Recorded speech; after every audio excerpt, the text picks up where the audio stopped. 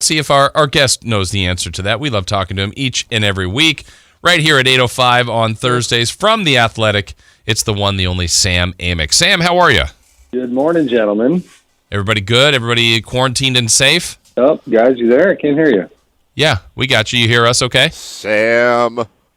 Okay, now I hear you. Can you hear me? Yes, we got you. Yes. There we go. Hi, Sam. Good morning. Good morning. How's everybody doing? We're good. Everybody good in your household? Everybody safe? Everybody good? Yeah, everybody's safe.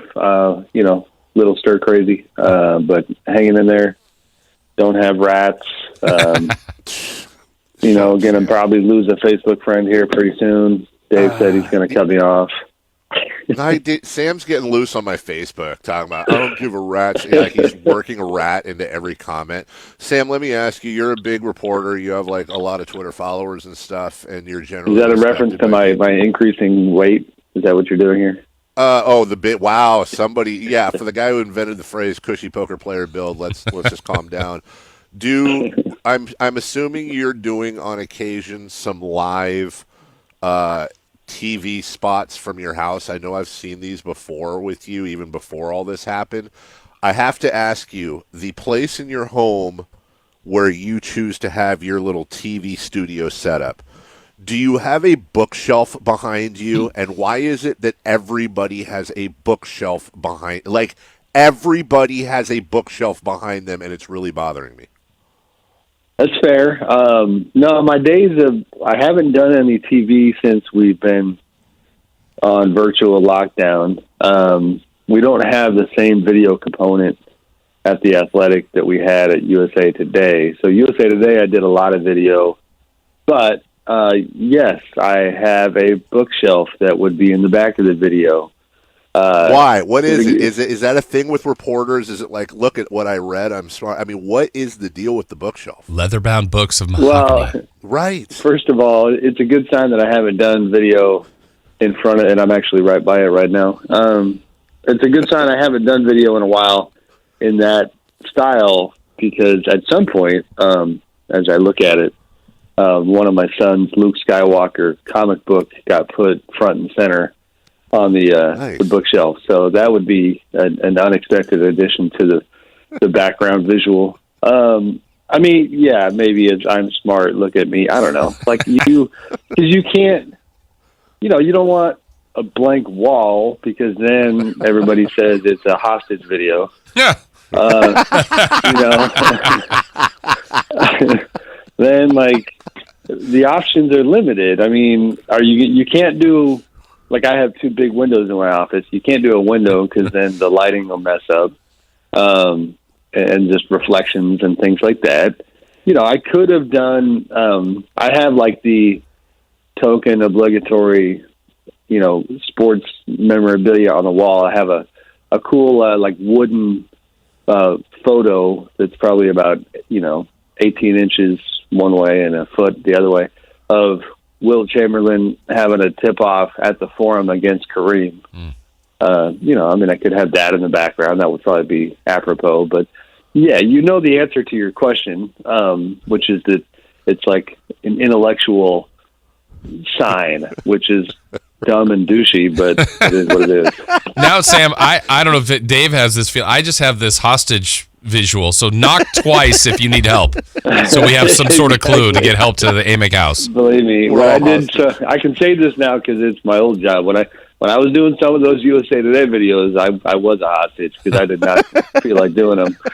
Let's talk 90 seconds about the latest action in the NBA. Yeah. So that's all I got, man. But no, I haven't done any.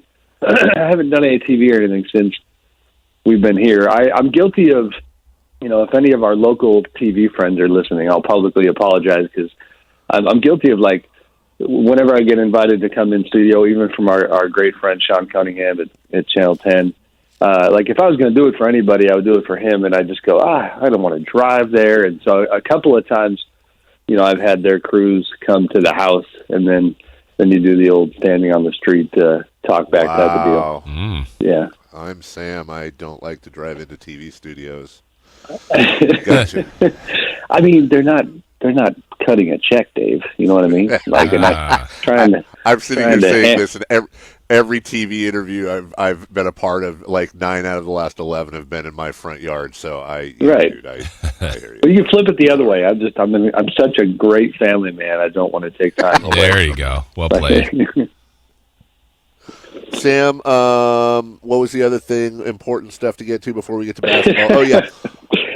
There was one other thing we had. So Sam had texted about The Natural the other day, and thank you for listening, Sam, to the show. Yeah. And I said, okay, well, we've got to maybe put that in next Wednesday and fix it so that Sam could be a part of our movie review.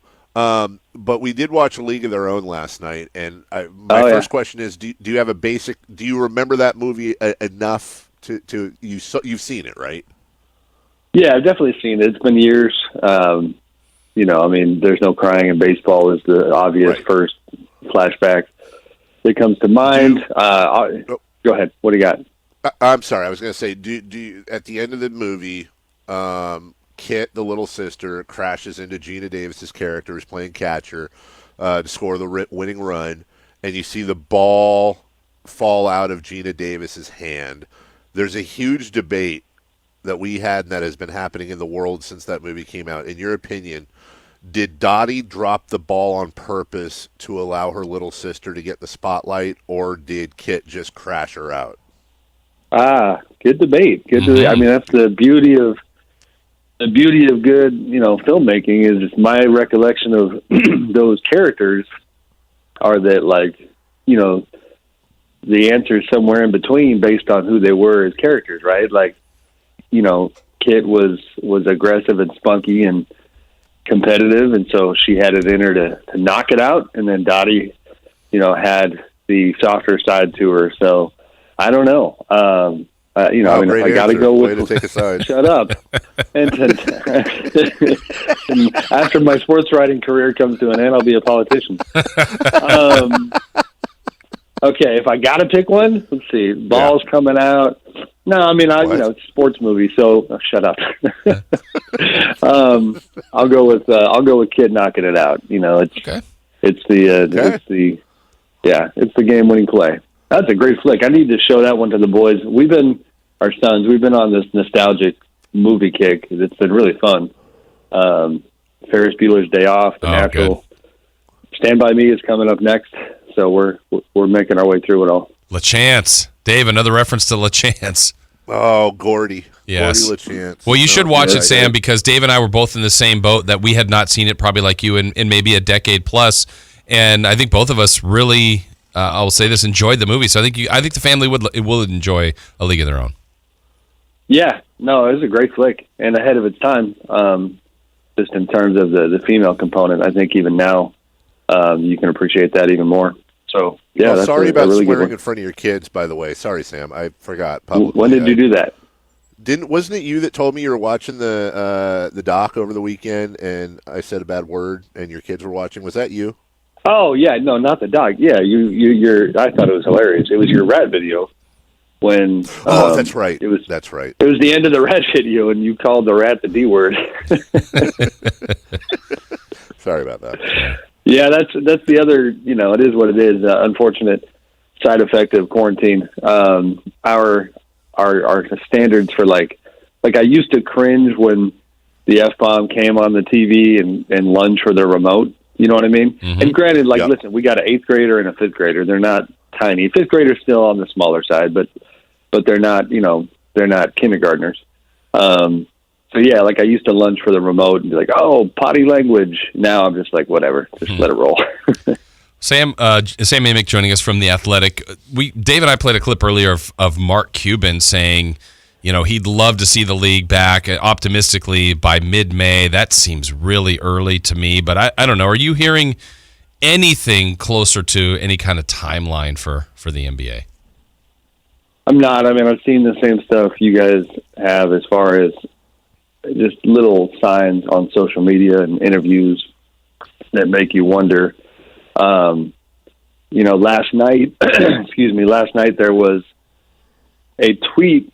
Daryl Morey, Houston Rockets GM, had retweeted somebody who, and I'm paraphrasing, essentially said, it'd be great if the NBA could get, a playoff tournament together, no fans, but like get it on TV, ratings would be just through the roof because basically the world needs entertainment. And he retweeted it. And like 2 tweets later on my timeline, there was a link to the Atlantic article, which if anybody hasn't read it, I think it is kind of a must read for just people. The Atlantic article that draws an incredibly grim picture of all the different possibilities that might face us as a world and as a nation. And it kind of takes you through the what if we cut social distancing short, then this is how bad it could be. If we see it through, and to steal a phrase that I heard yesterday from Gavin Newsom, if you don't want to run the 90-yard dash, you got to finish it off. So all these scenarios, and just these 2 tweets were on my timeline, and I'm going, oh God, the NBA, man, I can feel the league and its people being tempted to just be a little early here. And I hope they don't do that for business purposes or for some sort of, hero complex purpose in terms of let's be the ones to bring it back to normalcy. There's no normalcy. The only thing that matters is, getting people healthy. So I don't know. I know that definitely the idea of still salvaging some kind of a season deep into the summer, is their preference. But 99% of this stuff is outside of their control. Drunk John's neighbor, Sam Amick, joining us on the drive. The tweet was from a guy named Bill Gurley. I'm pretty sure no relation to Todd. He's a venture capitalist. The tweet was, because I saw the same thing, Sam, I sure hope Adam Silver and the NBA find a way to get the season back on TV and then run the playoffs. With the world stuck at home, it could be the most historic global showcase ever. I would predict record viewership. And it popped up on my timeline, same as you, from Daryl Morey. I love Daryl. I think Daryl's a cool dude. I think Daryl also probably should spend the rest of 2020 drinking a glass of shoosh because it's not working out for him a lot this year. And to your point, the idea of being able, and you heard Mark Cuban earlier talking about, as Jason mentioned, do you get the feeling that owners and some others that are just going stir crazy, we're going to start seeing more and more of this? I don't know why I feel this way, Sam. I feel like I have confidence in Adam Silver to do the right thing. Do you share that same instinct, or do you go with what you just said, your fear that the NBA is just going to get impatient, maybe do something that's going to have longer term ramifications than they'd want? Yeah, I mean, I am concerned about it, and I do. I mean, some of Adam's comments when he had that interview with Rachel Nichols not too long ago on ESPN sounded like, he made a comment at one point about essentially. I mean, if I'm being honest here, guys, I don't agree with their framing of the story that they were the heroes that shut the league down and that led to everybody else shutting. I just kind of feel like it's been like Rudy Gobert was positive. You had one choice and one choice only. And you made the right choice and you deserve credit for that. But don't, now kind of wave this flag of, we showed the world in America through sports how to make the right call and go where we went, and now we're going to lead people out of it by entertaining them. Like, no, you're not. You're going to listen to Anthony Fauci, who, by the way, is obviously the head doctor on the Corona task force for the administration. But this morning, excuse me, for basketball fans, and I'm looking forward to watching this. He's doing an Instagram live with Steph Curry Q&A, which is just a wonderful idea to get his insight into a different audience. But you're going to listen to the medical professionals and go from there, and that's it. Now, I'm very confident that they are listening to incredibly smart people. Vivek Murphy is one of them that is formerly in the White House that's been in constant contact with the NBA. So they're getting good advice. But yes, I do share those concerns, and it's interesting too from a player standpoint. I just wonder, even if they wanted to get back to business and start making money again and have, games on TV with no fans, like we had Joe Ingles of the Jazz on our podcast the other day, And it's like, I don't know what kind of player reaction you're going to get, because here's a guy like Joe who's got a family and actually has a child with a compromised immune system. And Joe's sitting there saying, you could shut the season down yesterday, and I probably wouldn't be sad because that's how scared he is. So, how do you convince players to get out there in the absence of mass testing where you can tell them definitively, hey, you guys can go play this game because everybody's clear? Tests are still just not that available, even for the rich. And if they cut that check and they get all the tests, then you're going to have a PR nightmare because it's going to look bad again because you're getting preferential treatment. So, very curious to see how they play this. Well, and even the latest thing that we've all seen, at least publicly, we already knew about Gobert and Mitchell and a few Nets and Durant that have tested positive, but the heartfelt video that Karl Anthony Towns puts out, we know his dad, and then certainly about his mom who's on a ventilator, and it just, things aren't looking good with her with the COVID virus. So, gosh, I mean, that player struggle with the league, I think, is going to be an interesting dynamic. Yeah, for sure. I mean, Carl, you're right. It's just another layer to this thing. It's like, all right, players were affected. I mean, it really, it is a great equalizer as far as doesn't matter how rich, how famous, any of that stuff. So, okay, players can get hit. Now, I mean, Carl's mother in really bad shape based on what he's, sharing with the world, and you see the pain on his face. I mean, you think Carl's sitting there worrying about when he's going to bounce the ball again? I don't think he's there. So, I mean, certainly plenty of players are going to be in different places. If you have, a 22-year-old who's, running up and down the halls of his 2,000 square foot apartment, or even smaller, then they're going to be restless. They're going to want to play. But the league has done a lot of good work. They've, they're constantly pumping out these PSAs from players, telling people to wash hands, be safe, socially distance, all of the above. I don't know. I just feel like their focus should stay there and keep doing more. How about unless I've missed it, let's put some resources into medical supplies, for people who are on the front line. And, by the way, John, the neighbor who you referenced earlier, his wife Ruby, a great friend of ours. I mean, she's a surgeon, and there's people like that. We got a neighbor on the other side, Ronnie, who is a kind of a third party company, medical supply provider, who's having to go into hospitals all the time right now. And my wife, by the way, who I'm going to shamelessly brag about, was yesterday making N95 masks from our house. Wow. And using an air filter, and she found a way to do it. And it's not exactly the one that you get from the 3M company, but it's, that's where we're at. Like the league, I would love to see, resources and attention paid to that.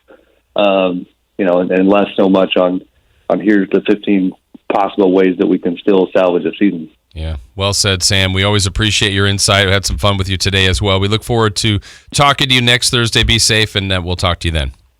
You got it, guys.